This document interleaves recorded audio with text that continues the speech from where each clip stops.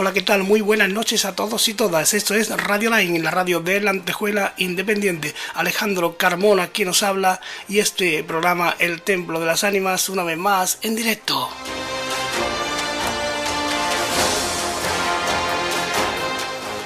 Puedes seguirnos a través de nuestra página de Radio Line en Facebook, como El Templo de las Ánimas en YouTube o cualquiera de las plataformas de podcast que se te ocurra que exista, como El Templo de las Ánimas. Ahí estaremos para que no te pierdas nada a cualquier hora y desde cualquier lugar del mundo. Recuerda que puedes suscribirte y activar la campanita para estar al día de todo nuestro contenido, como siempre, si quieres.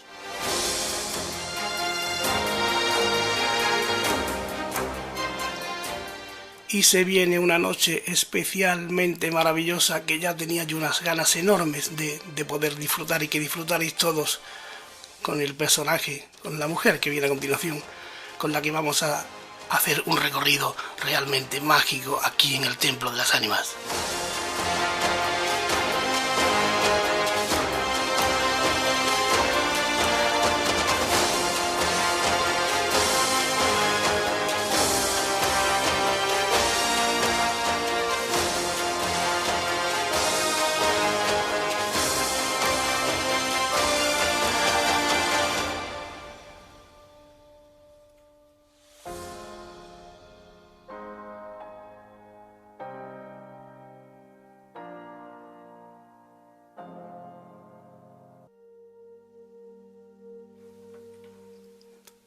Desde Buenos Aires, Argentina, aunque residente aquí en España, en Barcelona, es un lujo para mí, verdaderamente enorme, presentaros esta noche a una mujer increíble. Yo diría que es la peregrina del legado de María Magdalena, que tiene un montón de cosas que contarnos y que lo vamos a pasar en grande y seguro que no te deja indiferente. Y ella no es otra que Marisa Ventura. Marisa, ¿qué tal? Muy buenas noches. Hola, querido Alejandro, muy buenas noches. Muy feliz de estar aquí compartiendo este espacio y este encuentro. Me encanta el título de tu programa, El Templo de las Ánimas. Así que encantadísima de nuestra charla. Marisa, a ver, yo sé que esto tiene, no sé si tiene un lado íntimo que casi que no se puede ni contar, ¿no? O no sé, hasta cierto punto. Una mujer como tú, de la alta ejecutiva farmacéutica, la vida resuelta, ¿no? Económicamente bien, ¿no? Sin problemas. ¿En qué momento decide dejarlo todo y emprender esa marcha que yo decía, ese peregrinar, ¿no? Por la vida de María Magdalena y derramando por el mundo su historia? ¿En qué momento lo decides y por qué? Me encanta esto de ir derramando por el mundo con su historia, lo hago con mucho amor, con mucha humildad. Y la realidad es que yo empecé a peregrinar por la vida de María Magdalena y a su vez peregrinar en mi propia vida unos cuantos años antes de decidir dejar lo que era mi vida, como muy bien dijiste, tranquila, ordenada, acomodada, resuelta en todos los aspectos. Y un día el llamado empezó a ser tan fuerte y tan profundo que necesité atreverme, ¿no? Juntar mucho coraje y tenía tanta convicción de dar ese salto, un salto que bien no sabía hacia dónde, pero sabía que María Magdalena me guiaba y lo sentí por una fuerte necesidad de empezar a contar su historia. Lo primero que sentía, que necesitaba, era contar la historia verdadera de esta mujer, de ese lugar al cual había sido relegada, la mujer, la prostituta, la pecadora, y descubrir, dar luz y ponerle voz a la mujer que fue una maestra, una discípula ejemplar, una mujer que jamás fue prostituta, y cómo el devenir de la historia la había puesto en un lugar totalmente equivocado. Y bueno, y sentí como ese fuego sagrado, esa llama, y dije, ya no puedo mirar para el costado.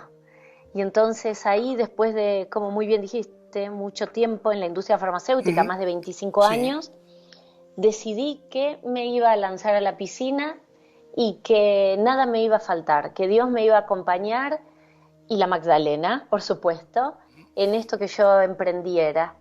Y así fue. Tardé en tomar la decisión, no fue de un día para el otro, tardé unos años, 2, 3 años, hasta que definitivamente di el salto y aquí estoy.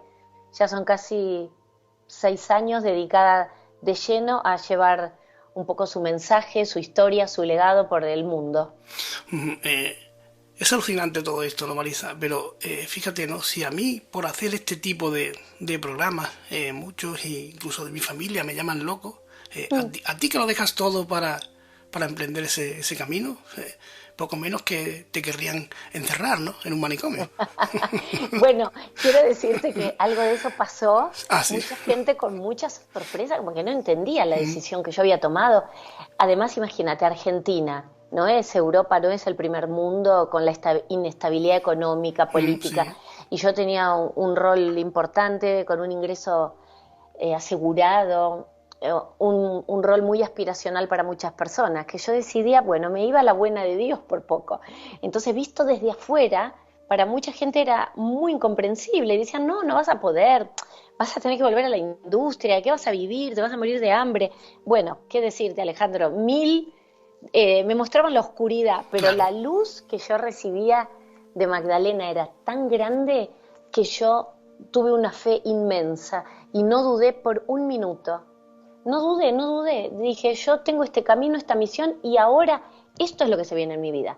La otra vida me aportó muchísimas herramientas para enfrentar lo que se me viene. Entonces, no tuve miedo. Sí, por momentos inseguridades, pero dije, con una convicción empecé este nuevo camino que a veces también me pregunto de dónde saqué la fuerza, ¿no? Sí. Y el coraje. Pero bueno, estuve muy asistida y lo sigo estando. Bueno, creo yo que tiene que ver con la fe y con la Sí. convicción. Con lo cual aquí hay un mensaje vocacional, ¿no? Para aquellos Sí. que tengan un sueño y que tengan la intención de llevarlo a cabo, ¿no? Que hay que intentarlo con todas nuestras fuerzas, ¿verdad? Así es, hay que intentarlo. Y no tenemos que, voy a decir y puede sonar un poquito mal, escuchar todas las voces externas que Sí. tienen prejuicios, que juzgan, que tal vez sin querer hacer un mal, por ahí nos quieren alertar de algo que creen que no estamos viendo. Pero cuando uno tiene un sueño o tenés una misión en la vida y tenés un propósito y le das espacio y sabés que querés ir por ese camino, hay que atreverse. Yo decía, a ver qué es lo peor que me puede pasar, que no me vaya bien, que no me salgan las cosas, que tenga que desandar este camino que quiero empezar a transitar y volver a mi vida convencional, a mi trabajo de oficina, bueno, lo voy a volver a hacer. ¿Qué problema? ¿No se me van a caer los anillos? Y así fue, por eso digo, donde hay un sueño, donde hay una misión, un propósito, un llamado del alma, hay que atreverse, no tengan miedo, el miedo dura un rato, pero si escuchamos todas las voces que nos van a mostrar más que nada los miedos, por ahí nos vamos a paralizar. Entonces hay que seguir la intuición, hay que seguir el corazón, ¿no? Y el palpitar de nuestra alma. Eh, de alguna forma, de alguna manera tú llegas a oír la voz de ella, ¿no? Sí, yo sentí el llamado. Mira, te voy a contar algo que a veces lo pensé de esta manera. Yo estudié en una escuela católica de mujeres solas, una escuela de monjas, Sí. ¿no? Y siempre te decían en la escuela, bueno, estén atentas a recibir el llamado y el llamado, si Dios te llama a su servicio. Y yo decía, ¿cómo será sentir el llamado? Yo me lo preguntaba mucho en la escuela. ¿Cómo será? ¿Sentiré el llamado? Y pasaron los años, por supuesto, siempre tuve una fantasía con el tema de ser monja, siempre, mi madre también lo tuvo, entonces creo que había algo ahí en mí. Bueno, finalmente no sentí el llamado, hasta que más grande entendí que quien a mí me había llamado era Magdalena. Ella me llamó con una claridad que te lo digo y me emociono me emociono mucho. Sí, yo sentí su llamado. Yo le di lugar al llamado de Magdalena, me emociona mucho, ¿eh? En mi corazón.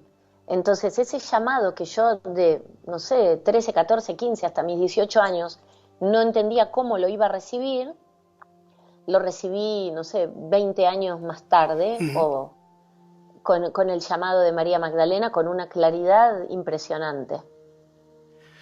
Es defender el legado de una mujer a la que la propia iglesia defenestró, ¿no? Sí. Y sigue cargando con ese estigma que le impuso, creo que fue Gregorio el Grande, ¿no? Exacto. Y sabes, Alejandro, que lo primero que yo sentí que necesitaba hablar de María Magdalena era justamente los hechos y los dichos de este papa, Gregorio Magno, de haberla transformado en una prostituta, pretender rebajarla, quitarle el protagonismo que ella tuvo en la vida de Jesús. Recordemos que la Iglesia basa fundamentalmente todo su dogma en la resurrección, y a quien Jesús elige para hacer su primera aparición pública resucitado es a María Magdalena. Tiene que haber tenido un motivo grande Jesús, muy claro, para volver a ella. Entonces digo, ¿cómo la mujer que fue la anunciadora de la resurrección, la discípula, la compañera de vida de este maestro, que se mantuvo a los pies de la cruz, que no tuvo miedo, que no se escondió, que le fue infinitamente leal, una mujer con una capacidad y una perspicacia intelectual asombrosa, y tenemos muchos textos hoy que dan cuenta de ello? ¿Por qué la necesidad de ponerla? Yo digo, la han crucificado de alguna manera. Sí. ¿No? Sí, Con totalmente. esto de que fue la prostituta que hizo penitencia. O sea, María Magdalena pasa de ser la discípula, la apóstol más importante, como luego va a ser reconocida, Sí. ¿no? Pasa de apóstol, la más importante, a la prostituta, y de la prostituta a la santa. Entonces, verdaderamente es que eso fue lo primero que yo sentí que tenía que salir a hablar de ella. Limpiar su memoria, limpiarla. Era casi que me bastaba solamente con salir a explicar este tema, ¿no? De, miren, María Sí. Magdalena no fue prostituta, devolvámosle el lugar que legítimamente le corresponde al lado de Jesús. Porque yo siento que fueron las dos caras de una misma moneda, Jesús y Magdalena. Bueno, en cualquiera de los casos, ¿no? Si lo hubiese sido, ¿cuál sería el problema? ¿No? Tampoco, ¿no? Ninguno. Lo que siempre digo, ¿cuál hubiera sido el problema? Es que si hubiera sido prostituta y después sanó, amó, cambió de vida, lo que Bueno, fue, perfecto, bueno, ¿qué problema hay? es que se puede ser una cosa u otra por un montón de razones, ¿no? Totalmente. Porque, bueno, en un momento dado cualquiera de nosotros lo podríamos ser, ¿no? Sin, Mirá, hay un texto apócrifo del siglo II que se llama El trueno en la mente perfecta, y dice, es una belleza, no me lo acuerdo exactamente ahora de memoria, ¿no? Pero por ejemplo dice, soy la virgen y la prostituta, soy la esposa y la santa. Es como decir, soy sí, el día sí. y la noche, y termina diciendo, soy ella, el Señor. Es decir, no importa, podemos ser todo en una misma persona. Lo que aquí quedó de manifiesto, que se pretendió alevosamente quitar de María Magdalena las luces que definitivamente ponía ella en el camino de su maestro, como ella fue una mujer iluminada, que aprendió de Jesús, pero también aprendió de la Torá, que era la ley que ella conocía. Entonces, en realidad, no es que, claro, no hay problema en si ella hubiera sido prostituta, pero la realidad es que se pretendió acallar la voz de María Magdalena, y con ella la voz de las mujeres, ¿verdad? Se hizo un trabajo bastante fino en este sentido. Claro, ante la voz de un papa en el siglo V, no recuerdo muy bien si fue, ¿no? Que dice, que proclama esto, pues no hay nada más que hablar, ¿no? María Magdalena será prostituta prácticamente de por vida, porque todavía conserva ese estigma, porque por desgracia hoy por hoy le preguntamos a cualquiera, y en un porcentaje bastante elevado te va a decir que era la gran ramera de Jerusalén, ¿no? Ah, exacto, mirá, tremendo, porque uno no puede creer, inclusive la Iglesia se retractó en el año 1969, cuando termina el Concilio Vaticano II. Sí. La Iglesia allí mismo reconoce que María Magdalena nunca fue prostituta, porque ellos vuelven a los textos en hebreo, a los evangelios canónicos originales, en su lengua original, y encuentran allí que María Magdalena, en ningún lugar dicen que fue prostituta. Lo único que se encuentra es lo que dice Lucas, que de María Magdalena habían salido 7 demonios, al igual que otras mujeres, porque se pone esto en la cabeza de Magdalena, pero el Lucas continúa mencionando otras mujeres, a Susana, a Juana, a María Jacobé, es decir, que no es de la única a la que se dicen que Jesús exorcizó. Primero que Lucas no los conoció, a ninguno de los dos, ni a Jesús, ni a Magdalena, ni a nadie del entorno. Eso tiene mandanga, ¿eh? ¿Cómo? Eso tiene tarea, venga, que tiene faena, quiero decirte Sí. claro, que un hombre que no conoció a Jesús. No conoció a Jesús, no le conoció la voz. Lucas era seguidor de Pablo. Sí. A mí me hace mucho ruido el hecho de que tengamos un texto canónico de un hombre que no conoció a Jesús, que escribe por boca de otros, que era seguidor de Pablo, con lo cual no hay registro que Lucas haya conocido a Magdalena. Es decir, ¿de dónde saca lo de los 7 demonios? Y de los 7 demonios es como que a partir de allí, esto que se cree que podría haber sido un mal físico, porque hay investigadores que dicen, bueno, tal vez María Magdalena sufría ataques de epilepsia, entonces la persona que tiene ataques de epilepsia parece posesa, Sí. y en esa época que la gente creía mucho en todas estas cosas, en los castigos divinos, cuando una persona tenía una malformación física, lepra, ceguera, automáticamente era castigo divino porque no se tenía todavía estudiado los orígenes de esa enfermedad o de dónde provenía. Con lo cual, Magdalena, algunos dicen, bueno, podría haber sufrido ataques de epilepsia y automáticamente de ese mal físico se empezó a ver eso como el mal moral, es la endemoniada. Es decir, y después se asocia estos 7 demonios a los 7 pecados capitales. Fíjate vos el derrotero Sí. que tuvo María Magdalena, porque tampoco entendimos nunca de qué hablaba Lucas, pero cómo ahí se empieza a mezclar toda la historia, la endemoniada, la prostituta, ¿todo para qué? Para quitar ese rol protagónico que tuvo esta mujer al lado de Jesús, una mujer ilustrada, culta, iluminada, una mujer muy estudiosa, al igual que Jesús. Jesús era un gran estudioso de la ley, un gran estudioso de la Torá, y Magdalena también. Ahora que mencionabas tú, ¿no? También tiene esto algo que ver con la casa del fariseo y María de Bretaña que unge a los pies de Jesús, ¿no? Y también se dijo que esta mujer podría ser Magdalena, ¿no? Sí, exacto. Mira, para la Iglesia Católica, María de Betania y María Magdalena son la misma persona. Sí. ¿Y por qué? Porque María de Betania, en realidad, podría ser María Magdalena, porque también para la tradición, digamos, dentro del Nuevo Testamento, Lázaro y Marta son los hermanos de María Magdalena. Y el fundamento de esto lo podemos encontrar en un texto del año 1260, que se llama La Leyenda Dorada, donde Jacobo de la Vorágine, un arzobispo muy influyente de Génova, él va a escribir la historia de muchos santos, entre ellos la historia de María Magdalena. Y él va a decir que los padres de María Magdalena eran también los padres de Marta y Lázaro, y va a decir que estos padres les dejan por herencia a Mariam o Miriam, como es el nombre de Magdalena Sí. en hebreo, le deja Magdala. A Marta le dejan una propiedad, unas tierras en Betania, y a Lázaro unas propiedades en Jerusalén. Por eso era habitual que María Magdalena, estuviese en Betania, en la casa de Marta, de su hermano.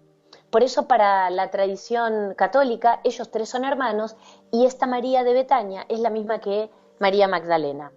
Si bien María de Betania aparece ungiendo los pies de Jesús en Betania,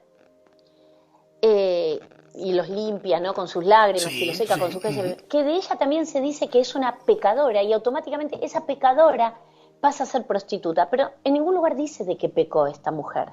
Puede haber pecado porque tuvo acceso al estudio y al conocimiento. María Magdalena sabía leer, sabía escribir, nos basta con saber que tenemos un evangelio escrito de su puño y letra, y eso estaba muy mal visto en el siglo I.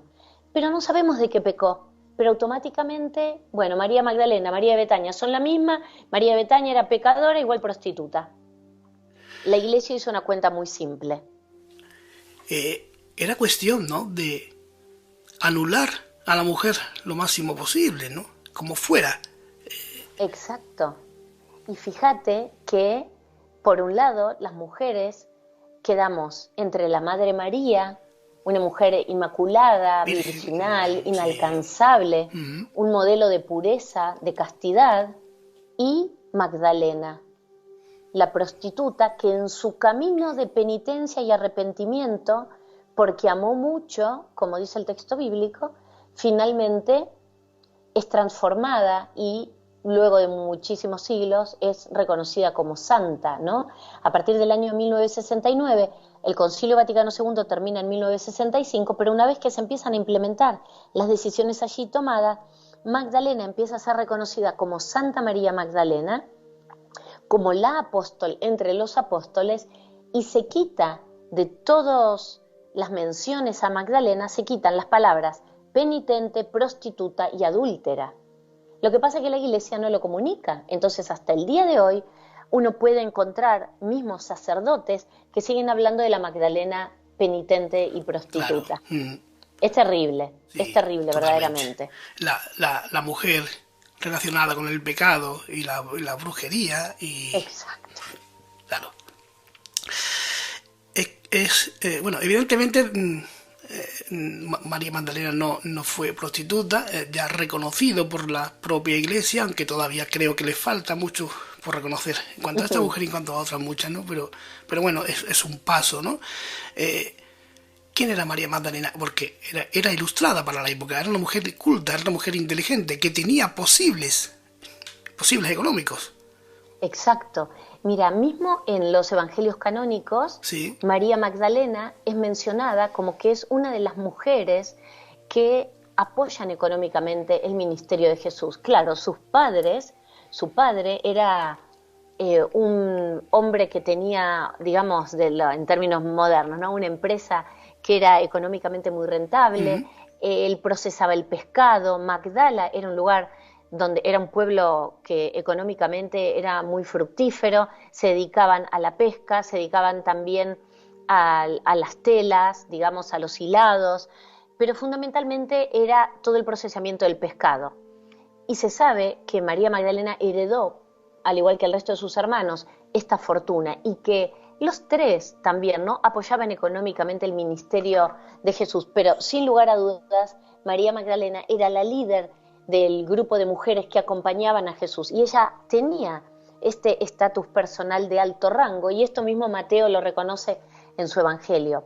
Entonces fue una mujer diferente, como muy bien dijiste, para la época, una mujer judía, culta, inteligente, que tuvo acceso al conocimiento. Se dice, según uno de los investigadores del Reino Unido, sostiene que el padre de María Magdalena era el líder de la sinagoga de Cafarnaúm. Cafarnaúm, donde vivía Pedro, donde Jesús cura a la suegra de Pedro.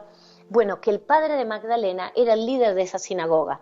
Es decir, que María Magdalena tuvo acceso, por un lado, al conocimiento de la Torá, al conocimiento de los Salmos, y por otro lado, a la iluminación espiritual de la mano de su maestro y amado Jesús. Porque ella verdaderamente en todos los textos que mencionan a María Magdalena, no solamente el evangelio propio de ella, otro texto que se llama Epistisofía, Sí. los hechos de Felipe, diálogos del Salvador, María Magdalena es una figura predominante, protagónica, con respecto a su comprensión de los temas más complejos del ser humano y del alma, que son estas enseñanzas que Jesús le imparte a María Magdalena porque ve que ella puede comprender estas enseñanzas más elevadas. Así que verdaderamente fue una mujer muy completa y muy diferente para su tiempo. Conoce a Jesús, emprende el camino con él y se convierte en la discípula amada, ¿no? que se le llama. Y después la historia, ya sabemos cómo la bautiza, pero esto hay un arsenal enorme en cuanto a evangelios apócrifos, ¿no? Que tú piensas que fueron ocultados porque presentaban a un Jesús más, no sé, ¿no? Más humano, Sí. de alguna forma. Sí, me encanta esta definición que traes. Más humano, absolutamente. En los evangelios apócrifos yo siempre cuento que no van en contra de los canónicos, construyen otro relato, nos muestran otra arista de la vida de Jesús, de Magdalena, de los apóstoles. ¿Qué enseñaba Jesús? Las discusiones que aparecían entre ellos. No creamos, como digo siempre, que eran una hermandad sagrada de amor y paz. No lo eran. Y no solamente allí, también hay muchos hechos. Cuando uno empieza a leer los textos canónicos con otros ojos, nos damos cuenta que en un punto eran humanos igual que cada uno de nosotros, tenían las mismas problemáticas que podemos tener nosotros en cualquier grupo en el Sí, cual nos relacionemos. Tenían diferencias, no comprendían los mensajes de Jesús de la misma manera, los interpretaban diferentes. Pedro siempre queda a las claras como la persona de carácter más explosivo, se queja siempre frente a Jesús, que María Magdalena pregunta mucho, que no los deja hablar. También entendamos que María Magdalena venía con todo un bagaje de sus conocimientos, una mujer que claro. escribía, que podía comprender. Sabemos que Pedro era pescador y letrado. Sí, Entonces estos evangelios apócrifos nos cuentan como otra parte de la historia y nos echan mucha luz a unas enseñanzas formidables de Jesús, hermosas, donde habla del reino de Dios, que era el proyecto de Jesús.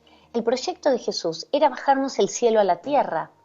Era un proyecto revolucionario, porque él creía en un mundo de iguales, en un mundo de hermanos y hermanas, donde todos somos invitados a la mesa del Señor, sin diferencias, sin opresiones, donde todos somos iguales y tenemos las mismas cantidades de oportunidades en la vida, pero siempre con el reino de Dios de por medio, ¿verdad? El sí. proyecto de Jesús fue, es y será maravilloso, tal vez utópico desde cierta perspectiva, tal vez sí, pero claro, Jesús fue un revolucionario en el siglo I, Sí, porque totalmente. vino, ¿no?, a Sí, traer un mensaje absolutamente disruptivo, de amor, y creo que por eso todavía hoy, 2000 años después, nos despierta tanta curiosidad y tanto interés todavía su mensaje y qué pasó, ¿no?, entre todos ellos. claro, pero independientemente de que creamos en los milagros que hizo o no, el mensaje no lo hemos captado bien, ¿no? Porque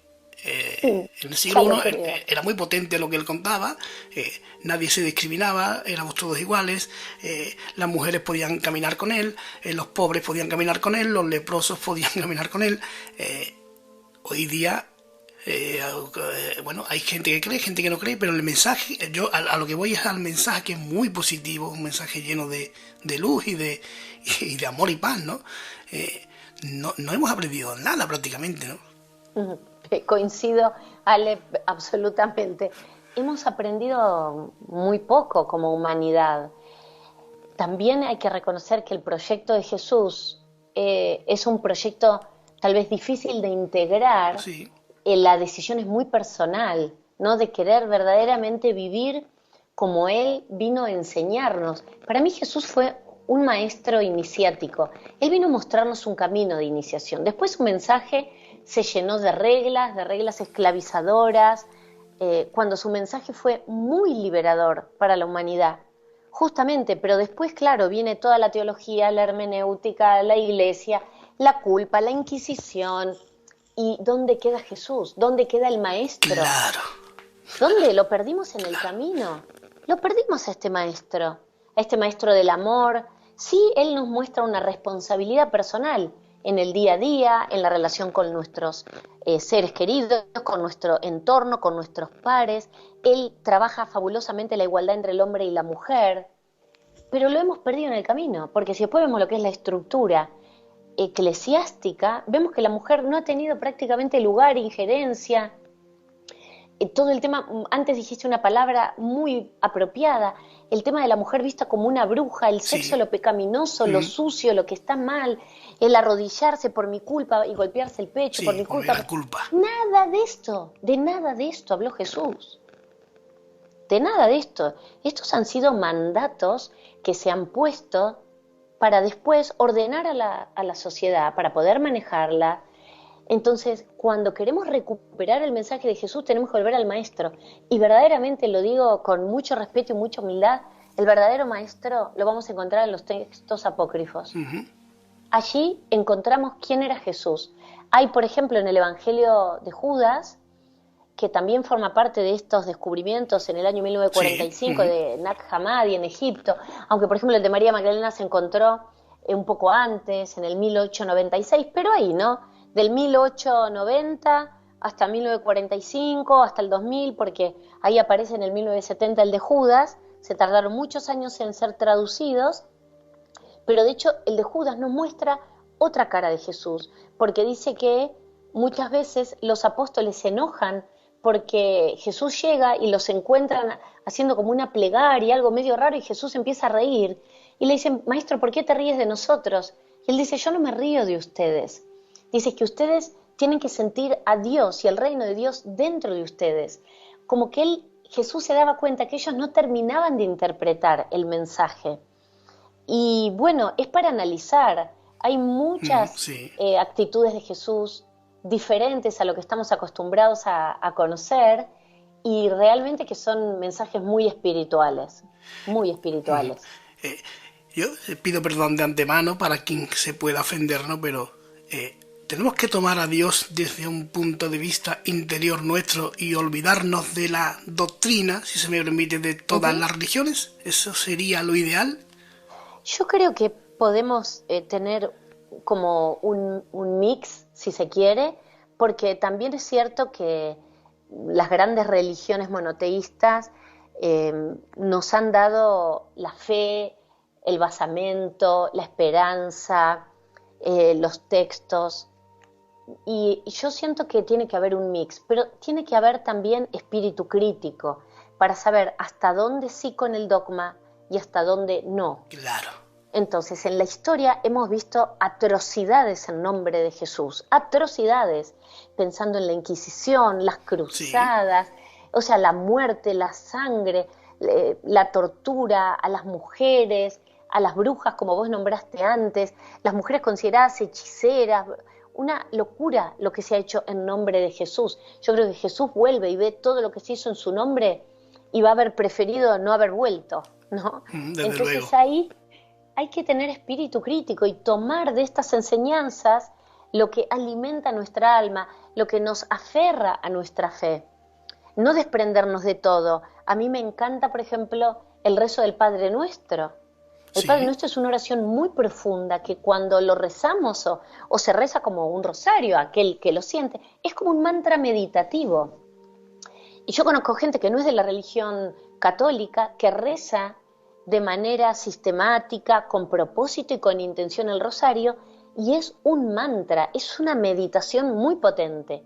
Cuando uno empieza, lo mismo cuando caminamos un laberinto, estos laberintos preciosos que están a lo largo de toda Europa, como por ejemplo cerca de París, dentro de la Catedral de Chartres, Sí. son los laberintos medievales, y uno entra en una cadencia al andar, porque el laberinto te lleva de aquí para allá, derecha a izquierda, entras en una cadencia que te conectás profundamente con Dios y podés ir rezando, pasan cosas muy potentes. Entonces yo digo, hay que tomar lo que a uno le hace bien, meditar, prender una vela, cantar el Anabe Koach, que es una canción con una altísima vibración en hebreo, o tantas otras canciones, lo que sea, pero tenemos que tener como este espíritu crítico, ¿no?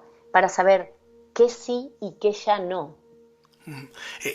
Si hay algo que yo no soporto es lo del pecado original, ¿no? ¿Cómo va a tener un niño un pecado original?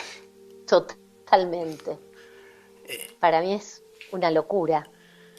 Entonces, ¿Sabes claro, por qué? Sí, Perdón. No, dime, que es que lo que me lleva a esto, ¿cómo voy a creer en la palabra de Dios si está manipulada por el hombre? Si no me han contado todo lo que me tenían que haber contado.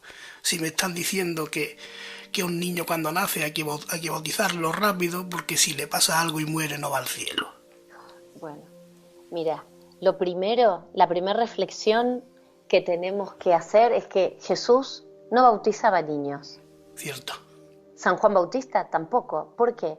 Porque ellos entendían que los niños no estaban en sus facultades, por ser niños justamente, en su capacidad de decidir si querían o no abrirse a ese camino espiritual, a esa otra manera de vivir. Jesús nunca bautizó niños.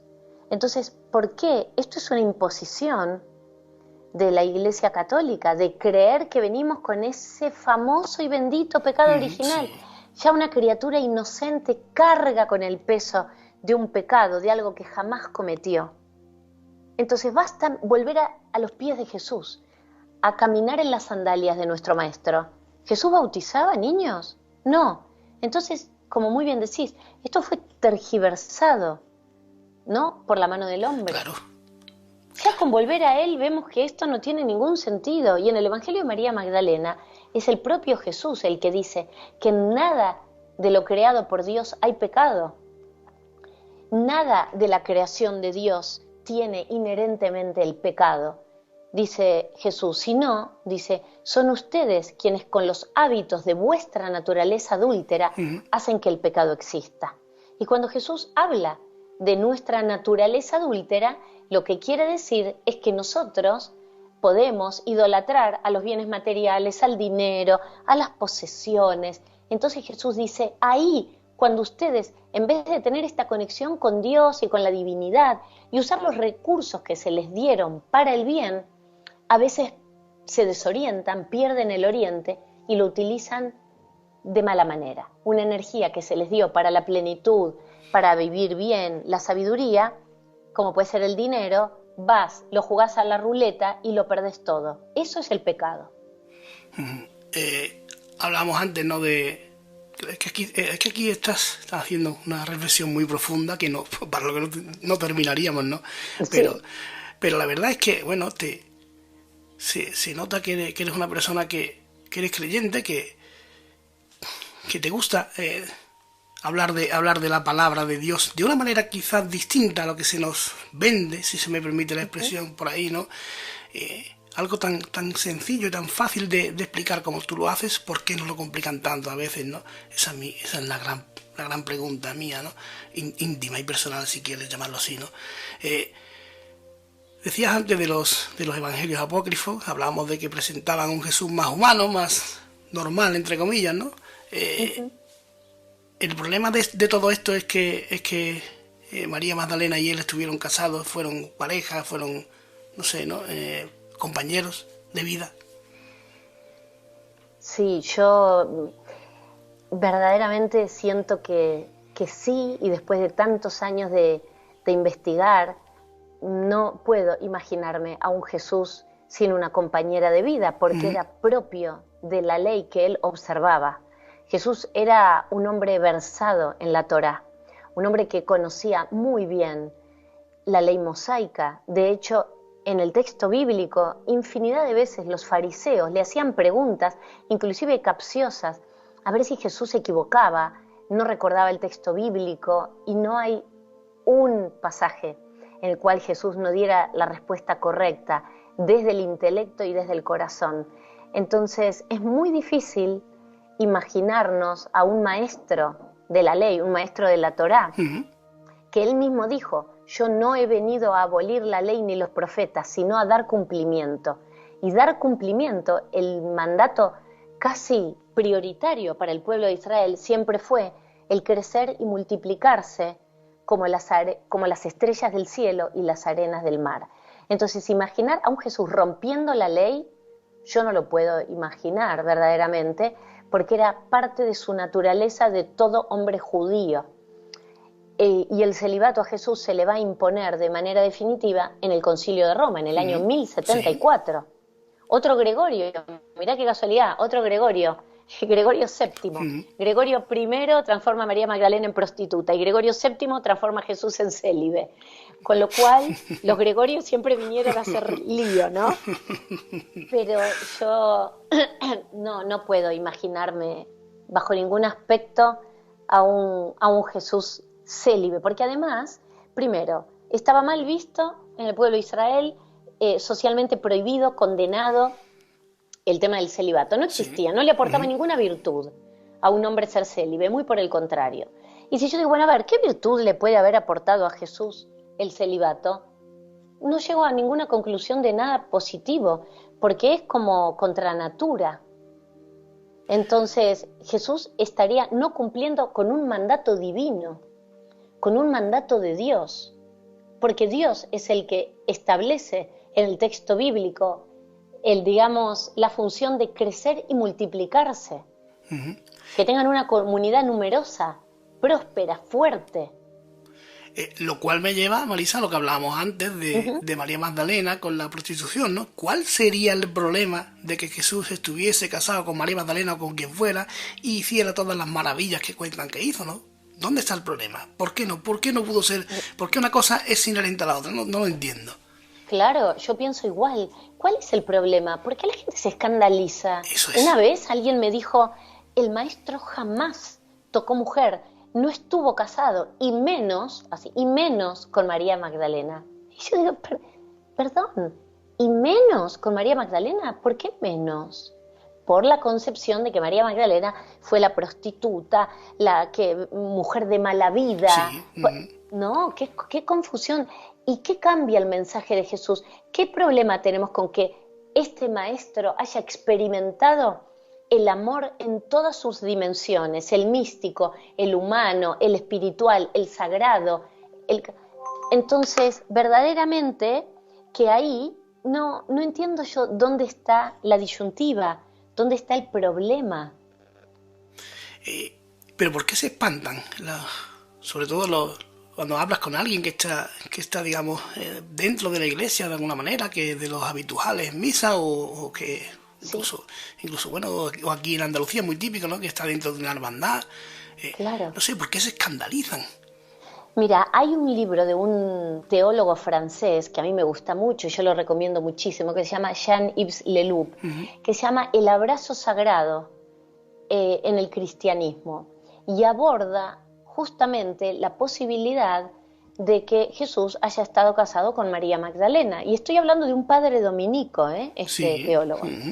Y Jean-Yves Leloup dice, bueno, a nadie le gusta imaginarse a sus padres, a sus abuelos en la intimidad. Mucho menos, dice, nos vamos a querer imaginar a Jesús con María Magdalena. Dice, pero tampoco hay necesidad. Entonces dice, a ver si naturalizamos que verdaderamente podría Jesús haber explorado su humanidad en todo sentido. De hecho, yo creo que lo hace un hombre mucho más completo. Entonces, no entiendo por qué la gente se sigue escandalizando. Y tal vez una posible respuesta es porque Jesús pasó de ser el Hijo de Dios a ser Dios mismo.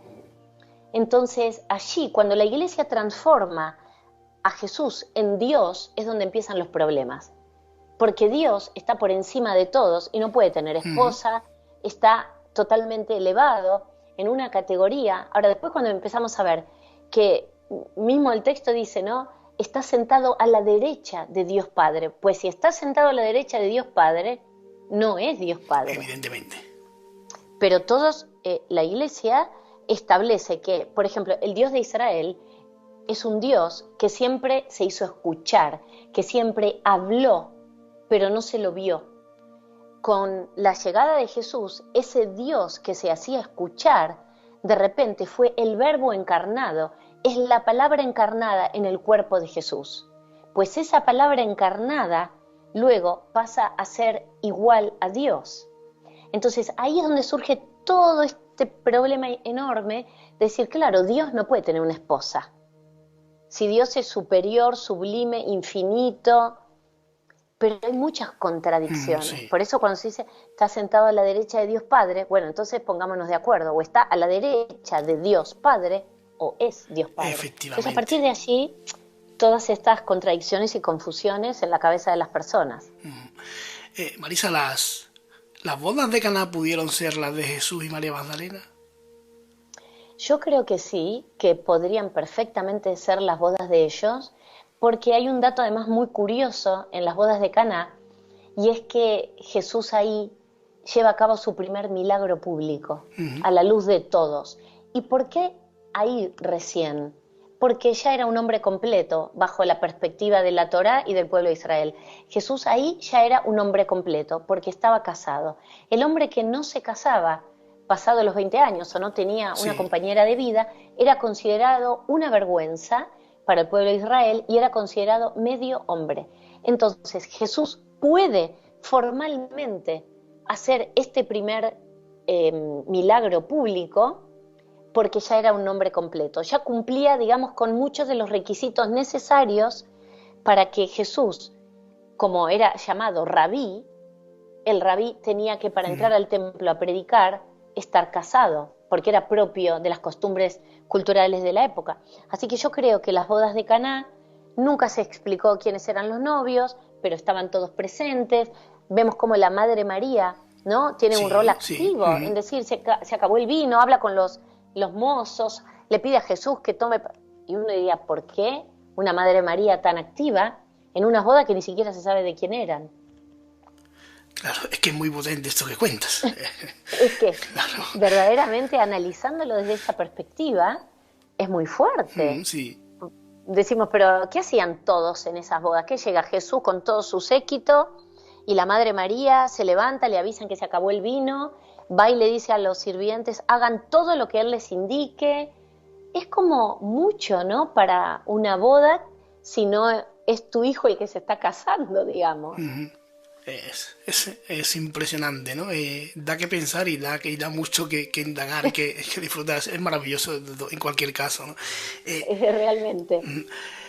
María Magdalena es en realidad la primera cristiana, ¿no? Bueno, mira, es una pregunta muy buena. Gracias. María Magdalena, al igual que Jesús, la Madre María, todos ellos murieron siendo judíos. Nunca se enteraron que luego iba a aparecer una iglesia, que iba a ser la iglesia católica, que ellos iban a ser cristianos, católicos. Nunca. Ellos mueren como judíos.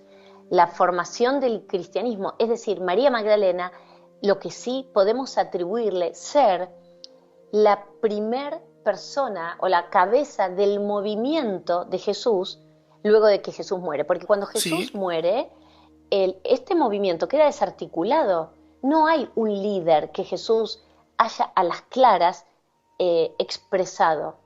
Todos creen que naturalmente era Pedro, pero sin embargo en un momento Jesús dice, aunque muchos historiadores hoy dicen, es casi improbable que Jesús le haya dicho a Pedro, Pedro, sobre esta piedra tú construirás mi iglesia. Porque luego hay una parte del texto bíblico donde Jesús dice que Él va a dar su vida para poder cumplir su misión, y Pedro dice, no, maestro, que Dios aparte este cáliz de ti. Y Él dice, calla, Pedro, piedra de tropiezo. O sea, el propio Jesús llama a Pedro piedra de tropiezo, como diciendo, te me estás imponiendo, sos como un palo en la rueda. Entonces, no hay un liderazgo claro, pero sí se comprende, y muchos investigadores llegan a la conclusión que María Magdalena, en tanto y en cuanto fue la primera persona en ver a Jesús resucitado, y desde que ella ve a Jesús y llega a anunciar esta buena nueva, se dice que habrá tardado unas 2 horas, que en ese tiempo ella era la única que había develado el misterio, y que esto la hace a Magdalena la cabeza del movimiento de Jesús. Con aquello de no me toques, ¿no? Bueno, aquello de no me toques, que yo siempre digo también, es muy raro aquello del famoso no me toques.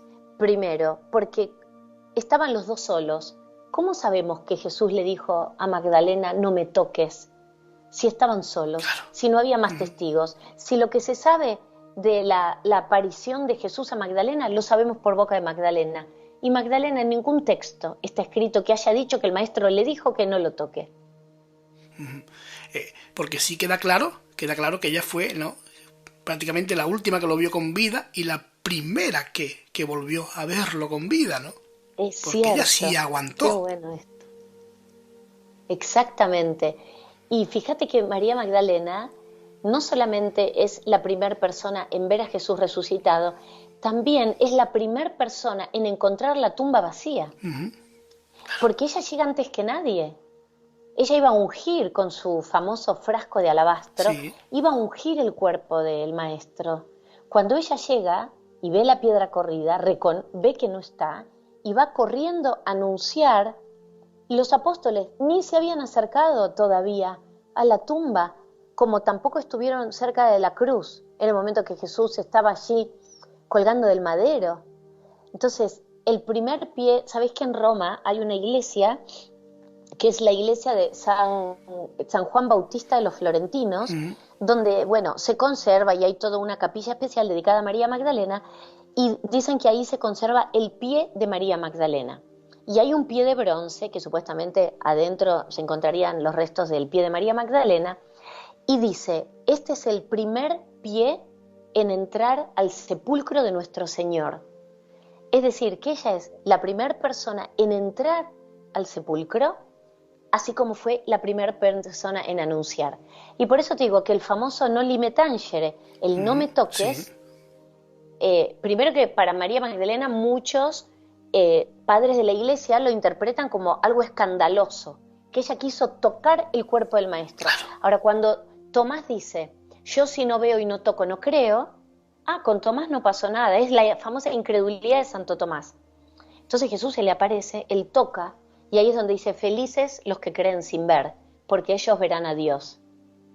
Increíble. Digo, como una misma situación para la perspectiva femenina fue escandaloso. Y ella se le abalanzó, dice un padre de la iglesia por allí, eróticamente, como una mujer en ese estado de shock, de dolor, de incertidumbre, de tragedia, de drama, va a tener la capacidad de abalanzarse. Yo no sé cómo no se murió de un infarto, Claro.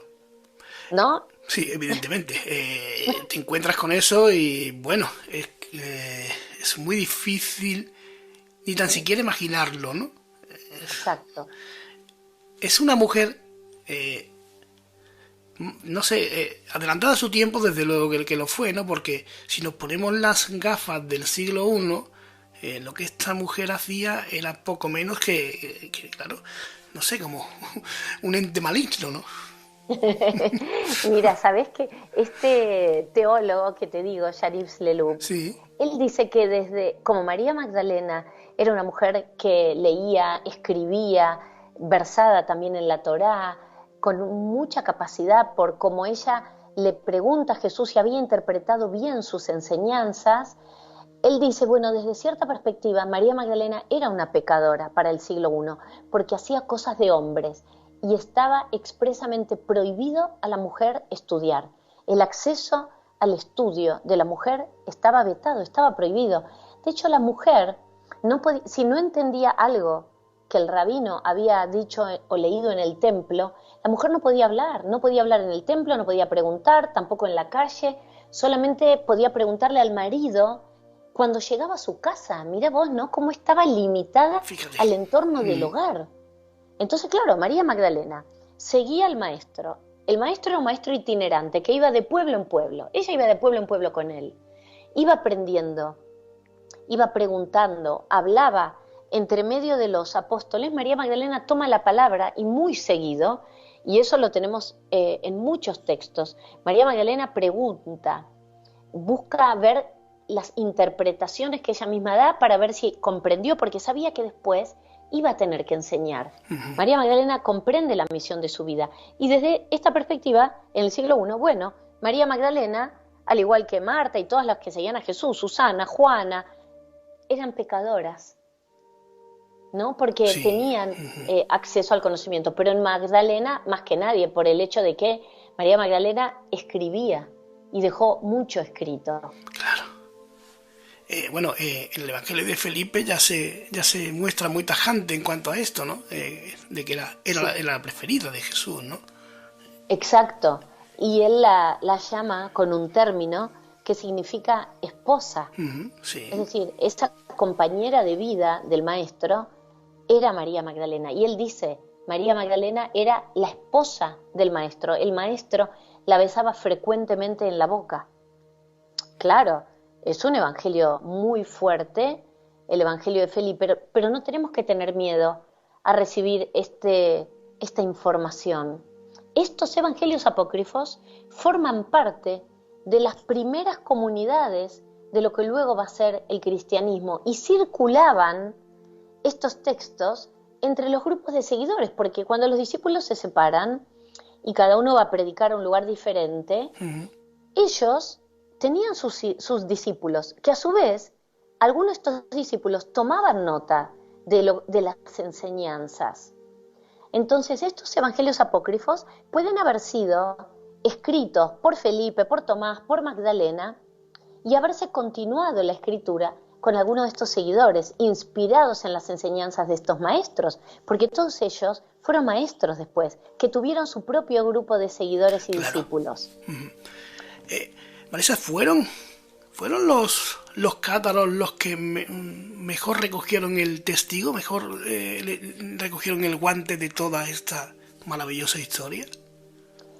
Yo creo que los cátaros intentaban vivir al modo en el cual Jesús y María Magdalena Sí. habían vivido y proponían.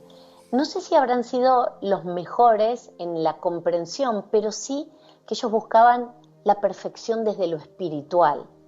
Y en ese sentido, sí, fíjate que las mujeres cátaras cumplían el mismo rol que las mujeres en el ministerio de Jesús. Claro, por eso. Ponían sus... Claro. Por eso tu pregunta, Claro. que es muy válida, y la respuesta en principio es que sí, que ellos buscaron vivir de la misma manera que Jesús enseñaba que había que vivir. Yo me siento cátara como de pura cepa, ¿verdad? Tengo como un Genial. sentimiento muy, muy grande, muy fuerte con el catarismo, con esa tierra, ese país cátaro que a mí me interpela, me convoca muchísimo. Y creo que ellos genuinamente, por supuesto también con errores humanos, Sí, habrán claro. tenido, pero intentaron vivir de una manera armoniosa, en paz, muy, muy preciosa, que lamentablemente la Iglesia los vio como herejía por varias razones y fue contra ellos. Pero honestamente ellos tenían un modus vivendi, digamos, muy afín a las enseñanzas de Jesús y María Magdalena. Porque es terrible, ¿no? Como acaban con ellos, de sobra conocido, ¿no? Para quien no lo sepa, en esa gran pira de fuego entre la montaña de Monsegur y los cátaros, ¿no? Pero lo que sorprende, lo fascinante, es que entraban cantando. Exacto. Ellos, este es un dato hermoso de ellos, porque ellos sabían que tenían este destino, si bien el movimiento cátaro fue muy grande y durante 35 años duró el asedio de la Iglesia contra este movimiento y se han defendido muchísimo, pero bueno, a medida que iban capitulando cada una de las poblaciones y eran llevados a la hoguera, ellos iban cantando sus cantos de alabanza a Dios. No sabían que, bueno, esto era lo que les tocaba, ellos creían mucho en la rotación de las almas, sabían que esta vida no era la última y entonces ellos iban cantando estos cantos de alabanza. Y algo también fabuloso que tuvieron para la época es que ellos tradujeron la Biblia al occitano, porque ellos decían que todo el mundo tenía que poder entender y leer el Nuevo Testamento, porque recordemos que en esa época estaba solamente en latín, Claro.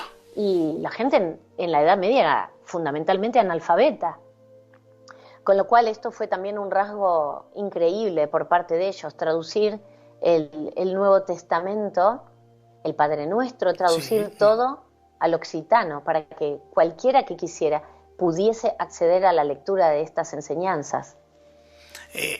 Marisa, esto ya sería, yo creo que el centro de todo lo que polemiza este asunto, ¿no? ¿Existe un linaje sagrado? ¿Existe una descendencia de Jesús y María Magdalena? Bueno, a ver, no tenemos, por supuesto, como digo yo, no tenemos un acta de matrimonio, Evidentemente. pero por lo mismo que hablamos antes, así como Jesús era un observante de la ley mosaica y esta ley prácticamente exigía y quedaba en la responsabilidad del hombre la procreación, yo creo que evidentemente ellos han tenido descendencia. Hay mucho dicho y escrito, diferentes teorías, que tuvieron 2 hijos varones y una hija mujer, que tuvieron 2 hijas mujeres. Bueno, hay mucho escrito al respecto. Yo tengo mi teoría propia, ¿no? A mí hay una de las teorías que, digamos, más me cierran, por decirlo de alguna manera, que es la de que tuvieron 2 hijos varones y una mujer, que esta mujer fue Sara, que habría llegado con Magdalena al sur de Francia. Pero bueno, esto es parte de la tradición oral, hay mucho sobre Sara, hay muchas teorías, mucha información, de ahí esto se enlaza con los reyes merovingios, los primeros 39 reyes de la Casa Franca, que ellos se creían y se autodenominaban descendientes de este sagrado linaje por la vía de Sara. Con lo cual hay chances que que hayan tenido descendencia. Marisa, si no recuerdo, esto es Sara Lacali, que es no sé, la reina del pueblo gitano. Exacto, Sara Lacali, sí, exactamente. Conocida como Sara Lacali, Sara la Negra. Esto tiene que ver después con las vírgenes templarias, ¿no? Las vírgenes negras, o no tiene nada que ver. Ay, pero estás muy bien informada, Alejandro, y me encanta. Sí, tiene todo que ver con las vírgenes negras. Y de hecho, bueno, hay una fuerte asociación a María Magdalena con la Virgen Negra. Sí. De hecho, los cátaros, si bien ellos no veneraban, no necesitaban iglesias, altares ni catedrales, pero para no despertar las sospechas de la iglesia, ellos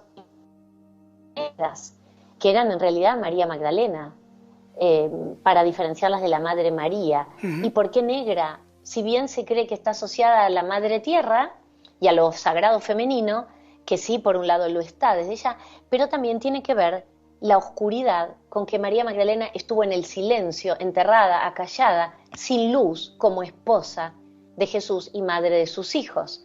Por eso también Sara Lacali es negra. Cuando vemos en la cripta de la iglesia de Saint-Marie de la Mer en Francia, la imagen de Sara es absolutamente negra. Y si bien se cree que Sara era egipcia, y hay también esta tradición, por eso para los gitanos es su patrona, es negra porque como hija de este linaje también estuvo oculta, ¿no? Durante siglos. Entonces de ahí que toda la asociación de las vírgenes negras está asociada a María Magdalena y también a Sara. Fíjate, no, esto es tremendo. Bueno, además la Virgen del Cerro del Cabezo de Jaén, ¿no? Con lo que veo un enlazo porque mi mujer es de allí, ¿no? Es una virgen templaria. Se habla de que es una virgen templaria, es una virgen negra. Verás cuando yo cuento allí que esto tiene ciertas reminiscencias, ¿no? Con la supuesta hija de María Magdalena. Esto es tremendo. Además, toda esta tradición que refería yo a los templarios, se cuenta, ¿no? Que los templarios guardaban todo ese linaje sagrado, ¿no? Esto es leyenda real. Mirá, hay en las crónicas de la época, Sí. cuando la iglesia va contra los templarios, Sí.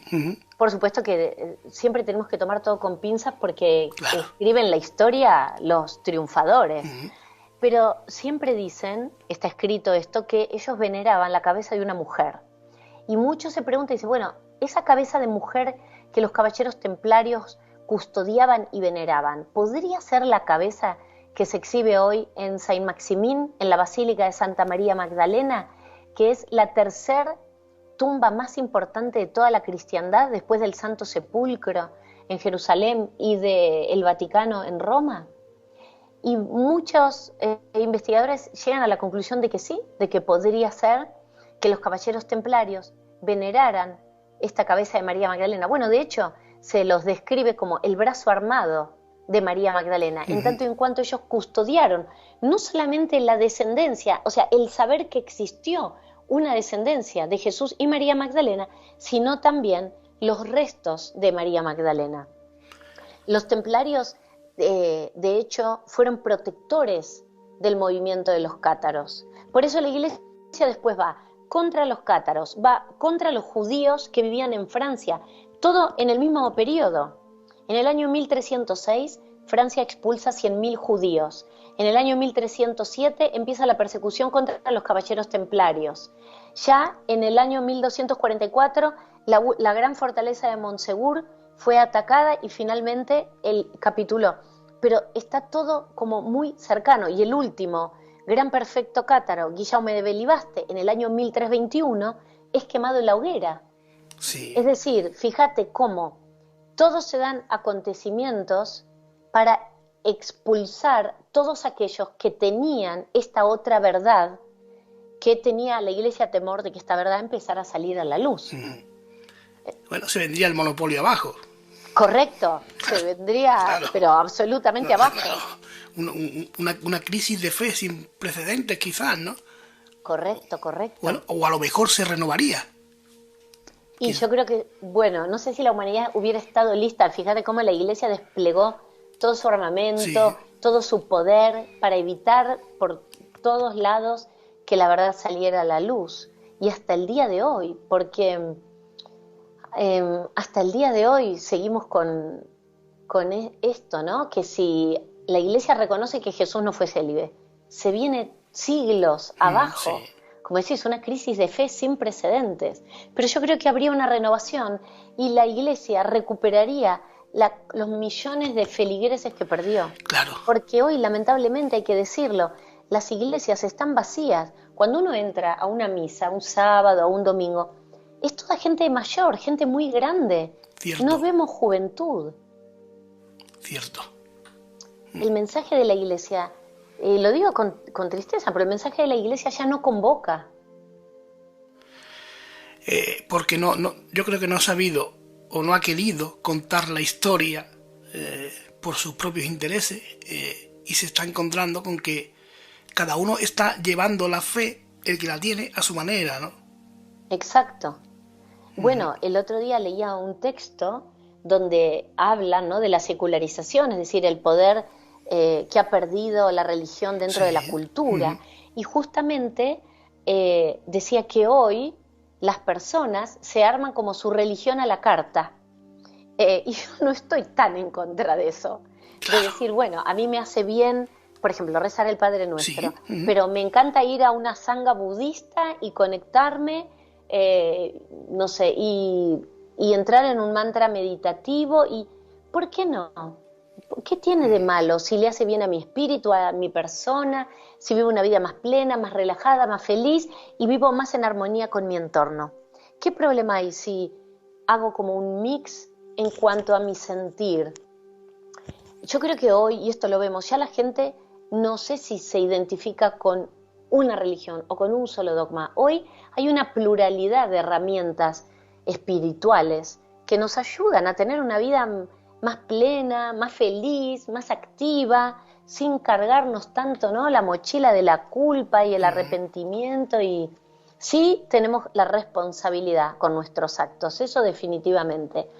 Pero bueno, creo que hoy hay una espiritualidad a la carta, como decía este texto, y se ve cada día hay más como adeptos a esta nueva manera de entender la divinidad.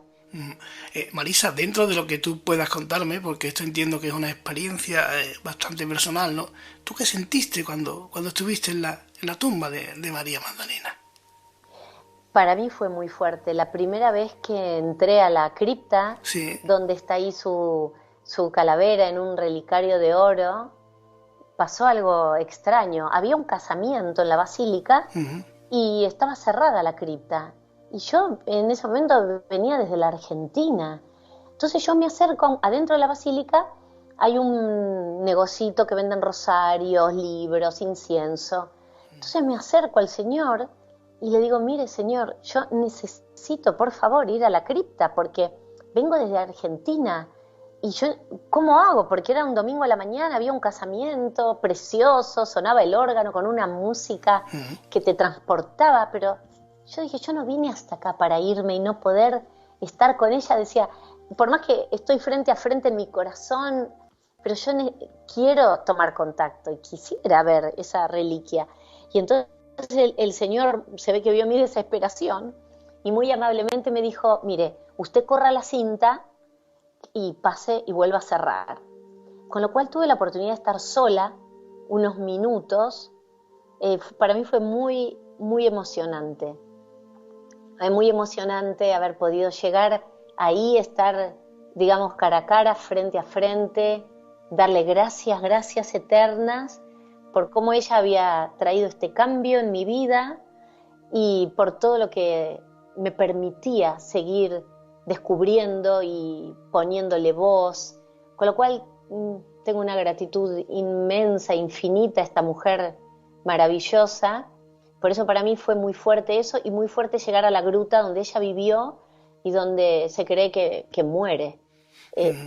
Eso también es muy, muy potente. Es conectar con tu tesoro interior, ¿no? Con lo que llevas buscando toda tu vida, ¿no? Sí, Yo siempre cuando me preguntan, yo me siento una peregrina. Sí. Vivo peregrinando. Para, he tenido la dicha y la fortuna de poder estar en muchísimos lugares de veneración a María Magdalena en distintas partes del mundo y en todos conectar con su energía y sentir feliz de ver cómo es estimada, honrada, cómo en el sur de Francia durante siglos el culto y la veneración amorosa a María Magdalena, sin idolatría, sin ninguna idolatría, es muy grande y es muy hermoso. Y hasta hoy el legado, ¿no?, de esta mujer en el sur de Francia, mismo en la tierra de Israel, en Magdala, es muy grande. Y hay un retorno de su figura, de todos sus valores, muy enorme hoy por hoy.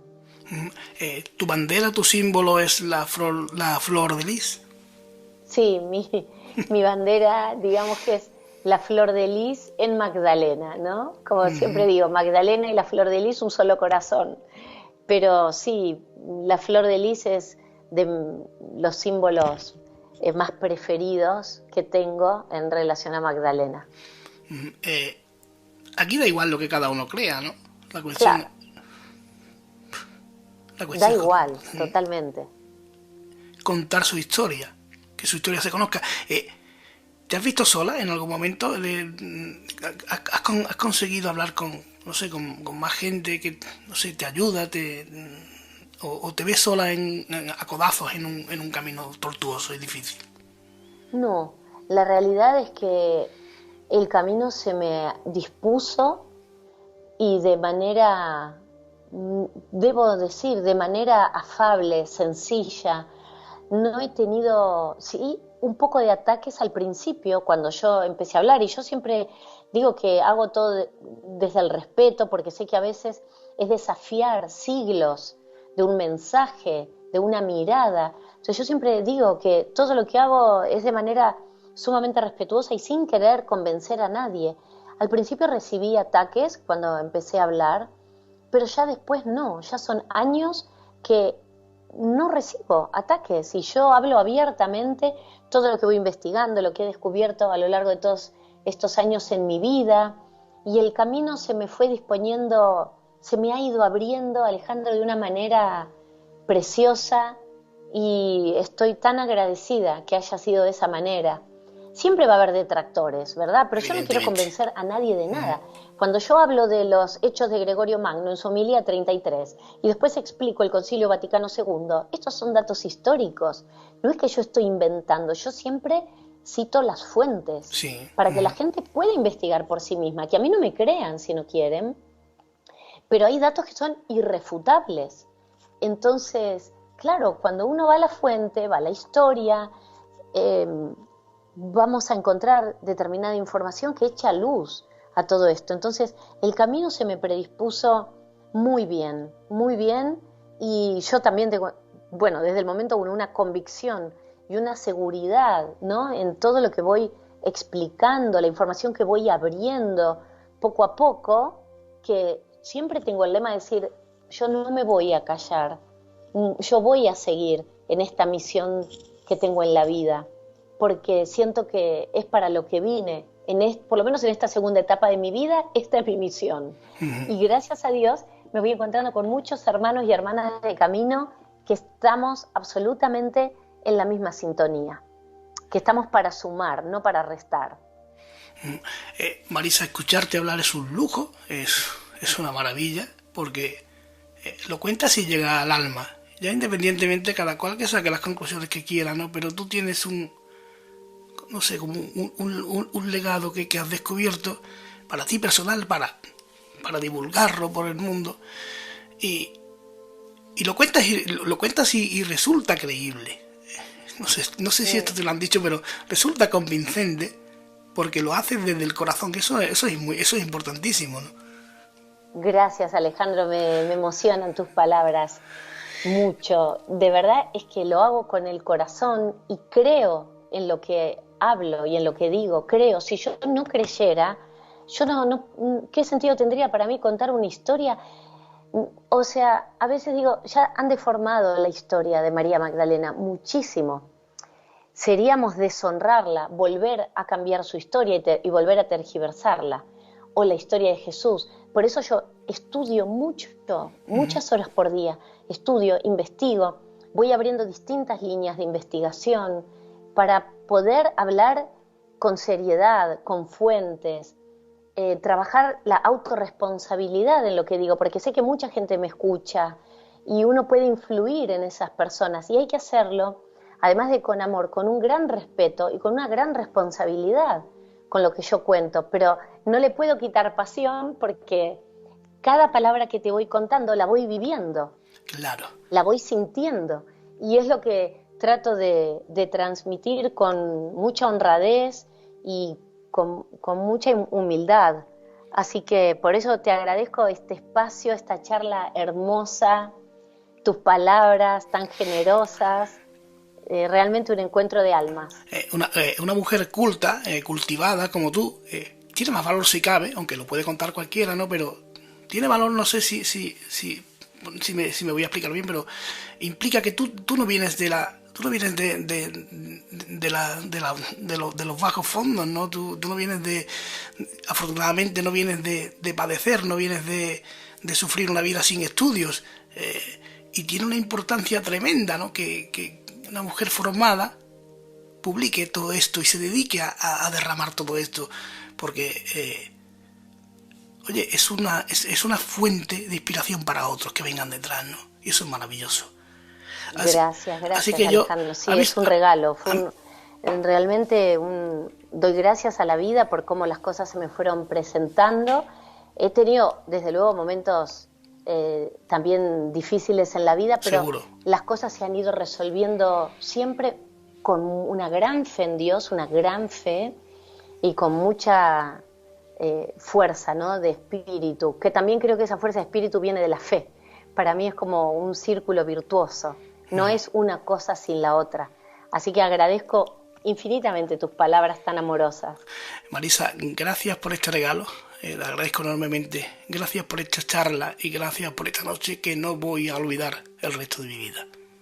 Ay, muchas gracias, Alejandro querido, un placer este reencuentro de nuestras almas, porque seguramente en alguna otra vida nos hemos ya conocido. Gracias por sintonizar también con el amor de María Magdalena y de Jesús, por tu respeto, tu cariño. Así que gratitud infinita. Muchísimas gracias. Un abrazo enorme. Otro.